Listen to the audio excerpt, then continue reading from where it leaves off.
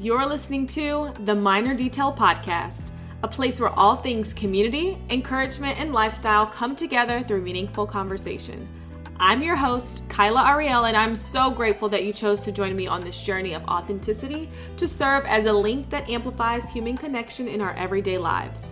Navigating life on a daily basis can be difficult, but I am confident that together we'll be our own answer to life's minor little details that come our way. Sit back and enjoy today's episode, purposely curated just for you.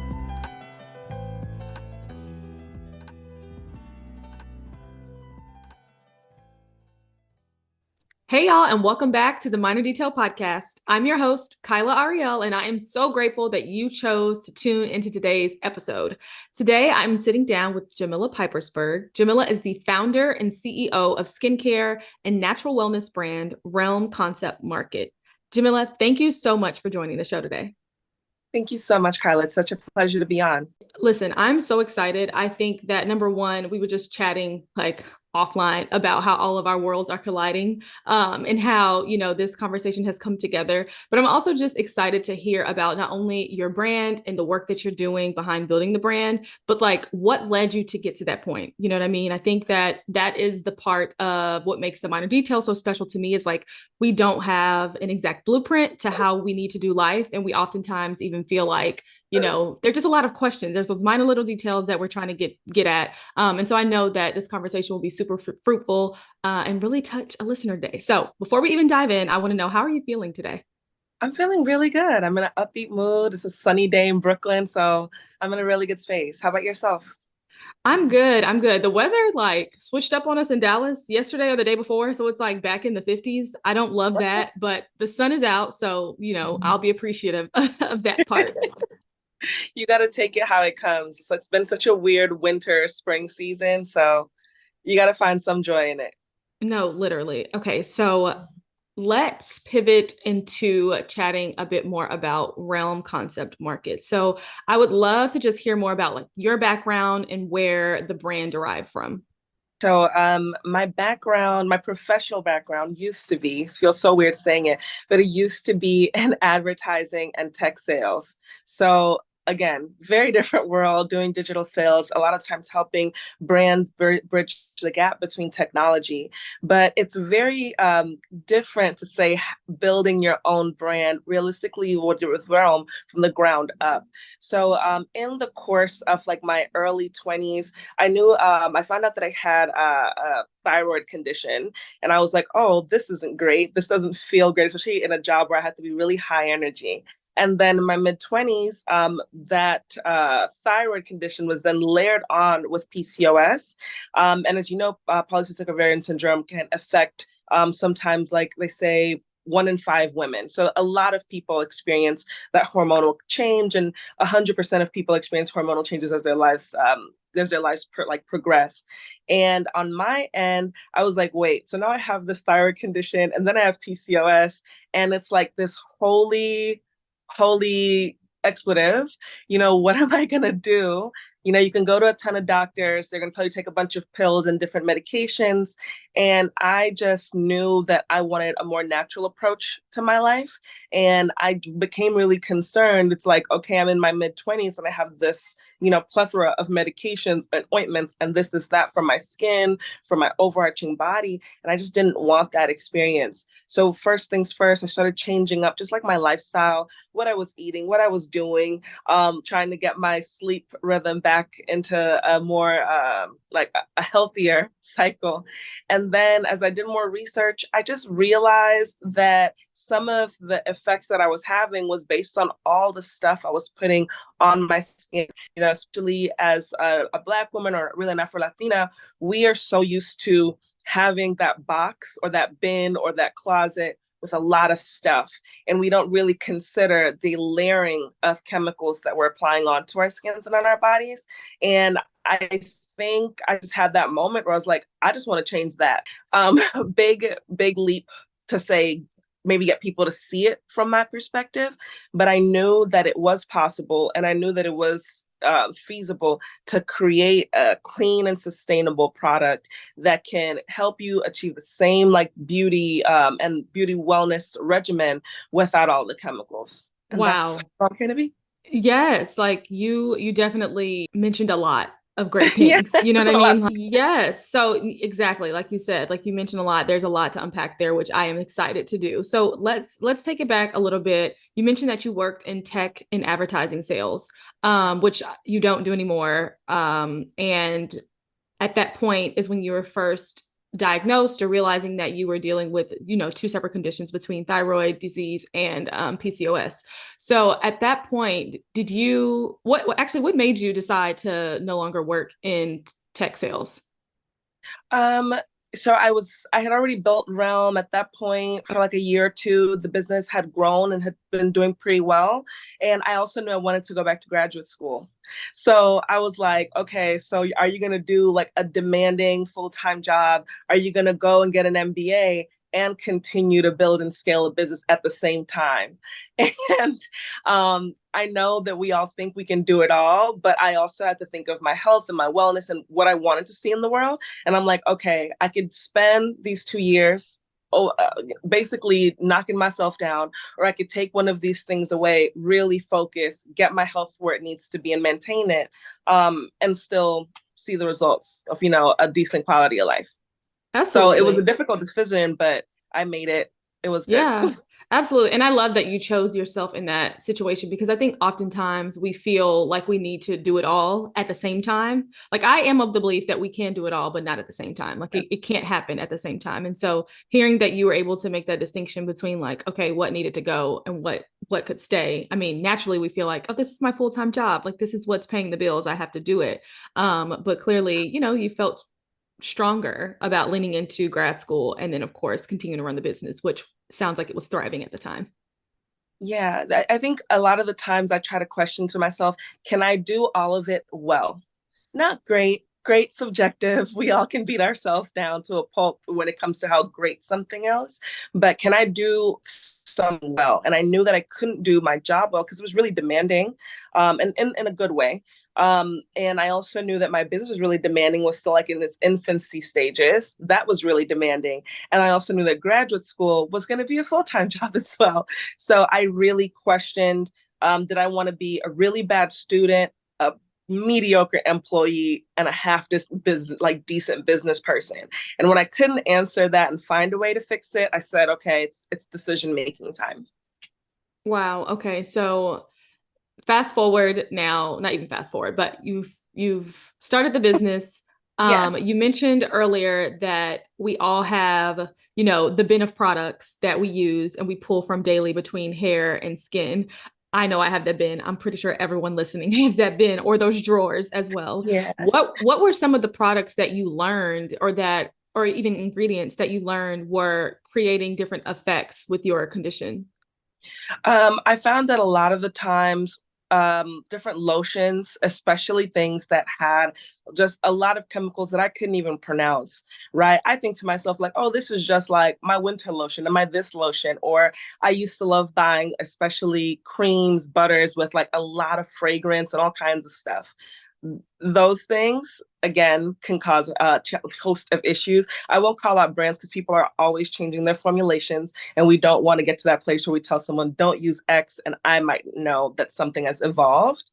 But I found a lot of the times lotions I was putting on my skin, some of the oils I was putting on, once I read the label and realized like, oh, this is one drop of, for example, a lot of our products are argan oil based. This is like one drop of argan oil, and the rest of it is a host of a bunch of stuff, right? That became a reality check. And especially with my hair, we might have like the body bin, but some people even have like the hair bin of all of the different like edge controls and gels and creams and this and that.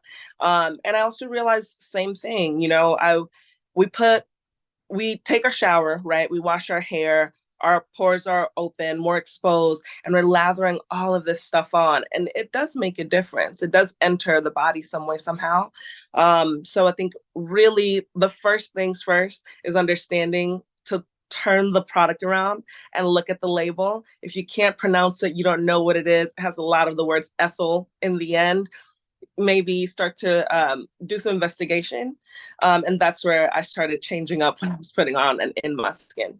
now I'm going to go into my bathroom and double check all of my labels. And I say that all the time, but there is a different level of consciousness that I think we should have when it comes to what we're putting on in our skin, especially Yeah. with the sensitivities of just like health conditions in general. And we can definitely get to that. But I did want to circle Yeah. back to realm in general. So it's my understanding that you took a trip to Morocco. And Yeah. that is kind of where your inspiration derived from, or just like getting into skincare and the type of ingredients that you'd be using came from. Tell us a little bit more about that trip. Yeah, so I and amongst all the things I was doing, I'm also a really avid traveler. I'll say like I'll go anywhere once, right? At least to have the experience and see if I like it or not. And I was really lucky that year that a friend of mine wanted to travel to Morocco on like a birthday trip. And I said to myself, like, I have this little window of time, I might as well go. And I'd heard, especially as I was trying to do more research on what I could safely put on my skin dealing with PCOS, or just trying to be more conscious, that argan oil was like an excellent solution specifically for like antifungal properties, antibacterial properties, and also like emulsifying and cleansing properties. And I said, okay, yeah, whatever. I bought some stuff here at home in the United States. It didn't give me some of the results that Google and all of my research alleged. And while I was there, I was really lucky in that I got to try like really natural argan oil, argan paste, argan butters, like directly from the source. And I ended up meeting with the manufacturer almost realistically by chance, because all I was trying to do was just buy some stuff and bring it home. I was in Morocco. I had this experience. I brought home these products, and I had, of course, the contact information from the manufacturer and the store that I bought it from. And it was, for me, I started to see a lot of change in my skin. I started to have that painful cystic acne. It wasn't severe, luckily, but pain is pain. And it didn't feel good. It wasn't looking good. And I was layering on makeup just to cover it up. And I said, okay, this has gone beyond the scope of it just being something that was kind of irking me. And I started using it. I handed it out to a lot of my friends and family. They started using it. And people were telling me about their experience. I was like, hey, try this thing. If you like it, tell me. If you don't, tell me why. Um, and we just kind of took it from there. And then one day, I honestly don't know, I felt maybe very brave. And I placed my first order. And then the order arrived. And I was like, oh, so we're committing to this. We're really committing to this. And I kind of just started taking it like one step at a time. I had worked with brands before, but these were already established brands, right? It's really different when it's like, oh, I don't have a logo. Oh, I need an LLC. Oh, how do I distribute this? How do I tell people who are not my friends and family about it? How do I build out a website? I had never done that before. Building out content pages for brands and talking about it is really different again from like every single step and stage. Another thing's like, oh, what if people prefer earthier scents than they do more flowery scents? How do you even describe something topical to a person who's maybe never seen it, experienced it? Hopefully you won't eat our product because it's not edible, but had it, ingested it before. And then walking through, I would really say all the steps that are necessary to take a product from an idea and a dream that's in your heart and on your mind to a physical thing that's in your hands that someone else is going to take on their life journey. So it took me, I would say, about 6 months to a year to really build it out. But the idea had kind of been on my heart at some point in time. But me, like I think a lot of people, a lot of entrepreneurs, had told myself for a long time that that's not something that I could do. It's not something that I could achieve or accomplish.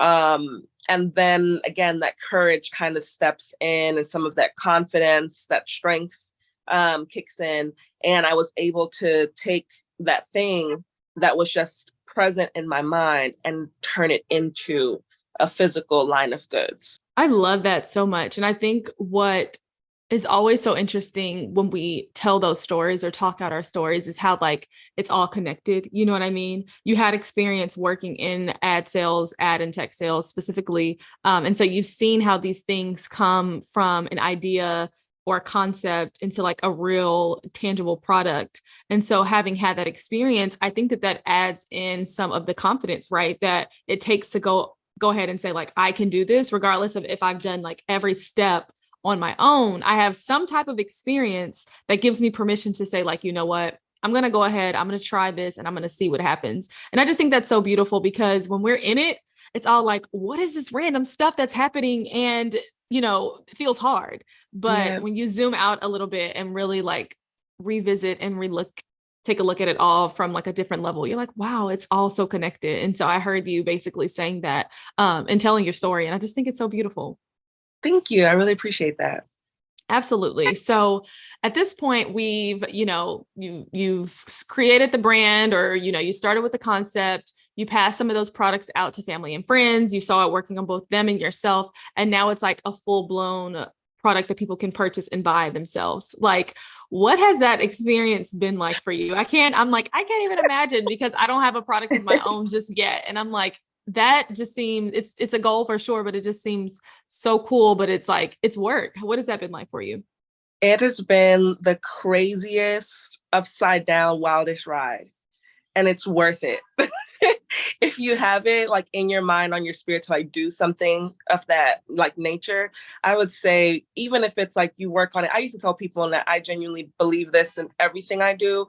If I work on it a little bit every single day, then eventually that thing that I'm not even sure maybe what it's going to become will become a reality, and I'll be staring at it or holding it or at least seeing it.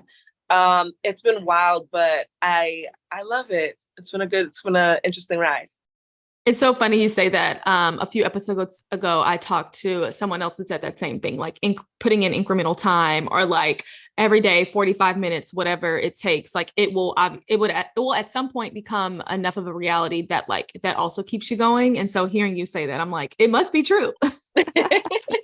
I think it's true. Like some people believe like it takes 10,000 hours to master something. Other people believe to your point, 45 minutes a day will make a difference. When I started, I had a mentor of mine tell me that he became a millionaire by putting in 2 hours a day for 2 years. When you think about 2 hours of the day where we can all say, okay, I spent an hour watching, some show I binge watch and another hour, maybe different social medias and email. 2 hours a day can change your life. Same thing, 45 minutes can change your life.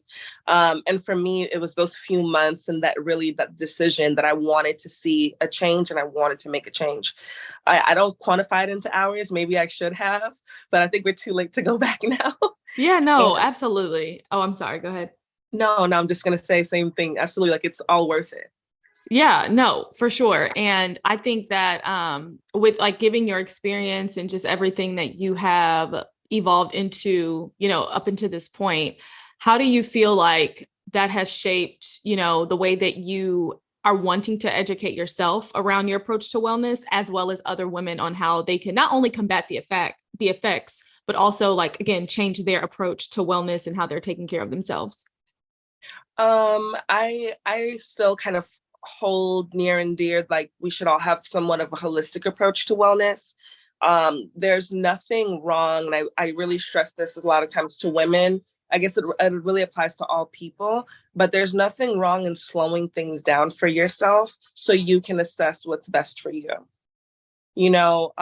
Everyone is going to tell you about their journey. Everyone can share, what they did. But if you might not, eat that host of ingredients, there's certain times where people are telling you do all of these things, but it's like, can you afford to do that and still have a quality of life? I had one person tell me, oh, cut all things out and only eat organic food. But sometimes, you're in the store and you're looking at the price point for all organic foods and you're like, okay, can I afford this? Like I still have to pay for rent and all of these other expenses in my life.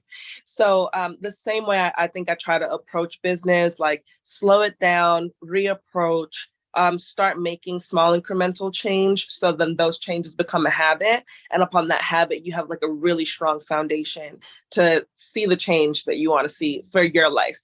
But I think I just try to stress, slow it down and make it work for you. I love that. And I think partially because I know when it comes to just like current, like right now in the medical field, when we're hearing about like PCOS diagnoses or thyroid diagnoses, a lot of times like it's happening to women in their reproductive ages. Like they're Yes. not finding out until they're realizing like, oh, I'm having a hard time conceiving, or I'm having a hard time, with my health. And Yeah. it kind of sucks because up until that point, there had to be some symptoms. There had to be some type of, experience that, we have in our bodies that make us realize like, oh, something isn't right. And I was also reading Yeah. that a lot of times Black women specifically are either misdiagnosed or they just aren't diagnosed soon enough due to like medical biases that are happening. And so I just found that that was really interesting because while I don't necessarily deal with PCOS myself, to my knowledge, a lot of my close friends and family do. And I'm realizing like, are these higher rates? Like what's happening? What's changing in the landscape that so many Black women are dealing with this and not knowing? So I think we could have like a whole other episode just about this like experience. I'll be vulnerable and honest with you and like everyone who's listening, of course. So when I found out I had PCOS, I'd already been to several doctors who were basically saying like, oh, it's almost like growing pains or you're under a lot of stress. I even had one person say like, if you complained a little less, then it wouldn't feel girl. I don't know if everyone's able to see this, What? but the I look on know. your I'm face, yes. y'all should And have seen my face. she was another woman who was also Black. And I said to myself, like, reel it in. This person is maybe expressing or projecting what they wanted to share today's experience, but it's not what I'm feeling. And I'm having all of these weird, or not weird, all of these differences in my body that I am concerned about. I wasn't alarmed, like, hey, give me a bunch of X, Y, and Z. Like, I was just concerned because I hadn't experienced some of it before. And I was in my reproductive years and I'm still in my reproductive years, but I wasn't trying at that point. My partner and I were not trying to conceive. So it wasn't for the matter of, I want to address this issue because I want to conceive, which some medical professionals think that that's all that you should be concerned about. No, the way that you feel does matter. And I think a lot of the times as Black women, we've all experienced, well, actually, let me not generalize. We have maybe heard of experienced this or have a friend, cousin, sister, whatever that has, where you feel like you're not being heard. And I strongly again advise like seek a second opinion, do your research, really prioritize your health because at the end of the day, it's still your life, the quality of life that you want to lead. For me, again, from a very vulnerable place, my catalyst was I had my doctor, the doctor who diagnosed with PCOS, he retired. Really great guy. Dr. B was wonderful. And he tried to be very reassuring that this was something that was experiencing. I wasn't alone. I'm not the only woman. It does happen to a lot of young women in their reproductive years, especially, unfortunately, women in our generation. And once he retired, the doctor he handed me over to said to me, like the first thing, first meeting, hi, we go through all the steps and stages. And she says, oh, well, you might never be able to have kids. So we just need to like help you. Exactly. And I was at that point in my mid-20s, maybe just figuring out adulthood, not 100% sure what PCOS was and how it was going to impact my life. But I decided after that I wasn't going to allow someone to dictate where my health journey was going to go or where it would lead. And I wasn't just going to allow someone to say like, here are a bunch of drugs that you can take, do your research and get back to me. That wasn't an option that I wanted to pursue. So again, that was my TED talk on like advocating for yourself and don't ever be afraid to ask questions and even seek a second opinion because you don't know the benefit that it can lead to your life.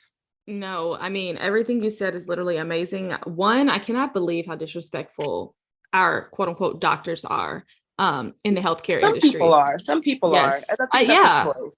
And That's a it choice. has to be, and it's insane. But I also think that you're 100% right in saying that advocating for ourselves is so important. And not only on top of that, just prioritizing our quality of life. I think a lot of times, like we don't prioritize our health for whatever reasons, but it not realizing that it ultimately affects and trickles down to our quality of life. And so I'm just so grateful, number one, to have you here to just even tell that story, and just to be so vulnerable and open and honest. I appreciate you very much. But also, again, for those that are listening in, and might have these similar experiences, not know where to start. I think what you said is like the perfect like scenario or summary, of how you can either get started today or at least take like the next steps in your approach, you know? Yeah, and thank you again. Thank you again for having me on and like allowing me to use your platform to talk about this experience. I do want to just piggyback and say, a lot of our medical professionals are wonderful people who are actively trying to help us. Some of the experiences or what I shared is like maybe that person was overworked, which is possible. We've all been there. Maybe they felt like I was trying to tell them, like how to do the function of their job, which maybe I think I was Mm-hmm. so stressed out and concerned that I might have been. So again, when we talk about like taking that step to say, be more proactive, like look, I would recommend, right? What has worked best for me, like your doctors are also your partners in your health journey. Think of them like that. They're still human beings. They're still overworked. Maybe some of them are underpaid and they are very tired. So keep that in mind. And that's why I always say, like, try to be your own advocate. Try to make sure you're keeping up with your own labs and experience and share openly with them. You might strike out. I struck out here and there, but then I also have other doctors that are wonderful people that have really helped me and that have improved my health journey. And that's how I can talk about it today. No, thank you again for that. And for those also listening in, if you want to share, how are you doing now? Like, how has your experience since then been, and educating yourself? I'm sure time has passed. How are you? I think I'm in a really good space and place. Like all things, I wish that certain things were like a little bit different. I feel like I gained a little weight during COVID, and some of it is PCOS related, and some of it was just bad habits. So I can own that, right? I can change that. And I'm actively, working out, feeling a lot better. I think my skin is in a much better place. So, yay to that. And I'm just really happy that the brand is continuing to grow and that more people are just interested, able, and willing to give us a shot. Absolutely. Number one, you're glowing. So yes, your skin is radiant. It's something is working clearly. Before we like truly close out, I would love to hear like, what is your overall vision for Realm? Like, where do you want to take Realm? I think my overarching vision for Realm is to see it become also a physical place. My long-term dream is to have a spa or a wellness facility where people can come, relax, use the products, and use natural options for their treatment, along with being able to take it home as they do now. I want to see Realm have more of a global footprint. I've been actively seeking partnerships and relationships that'll help get us there. So there is a wider space for exposure for the brand. And I'm always seeking to find ways to make it even more affordable for persons who are being a little bit more cost conscious or maybe have a lifestyle where this product is important to them, but it's not essential to them. How do we make it accessible for more people? I think that's always a priority for myself and overarching our team.